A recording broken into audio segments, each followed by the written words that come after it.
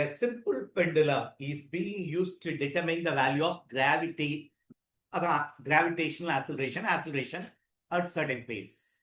The length of the pendulum is 25.1 centimeter and stopwatch with the resolution, 1 second resolution, measure the time taken for 40 oscillation be 50 seconds. Accuracy in G.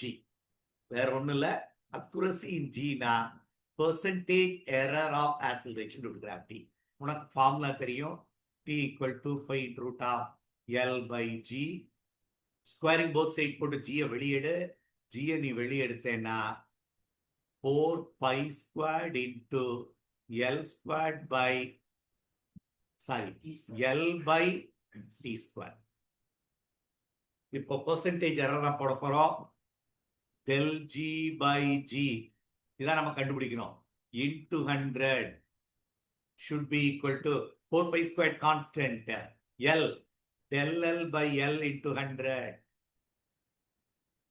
plus 2 into del T by T into 100. del L நல்ல யோசிக்கணும் இந்த இடத்துல தான். del L என்றது accuracy. இதுல accuracy என்ன தெரியுமா? இந்த 25.0 கொடுத்ததுனாலே இது மேல 0.1 தான். இது என்ன 25.0 0.0 கொடுத்தது accuracy 0.1 divided by L 25 into 100 plus 2 into del T, அதான் 1 second for a time of 50 seconds. சில சமயம் தப்பு பண்ணிடுவீங்க. இதோட டைம் பீரியடை கண்டுபிடிக்க கூடாது. 1 resolution for 50 seconds into 100. அவ்வளவுதான். இதை நம்ம இப்போ கால்குலேட் பண்ணா போதும். ஸோ இது 100ஆல மல்டிப்ளை பண்ணா 10 by 25 plus 200 by 50.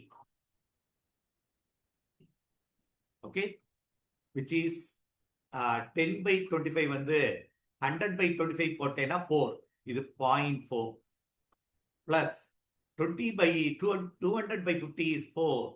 Answer is 4.4% is the answer.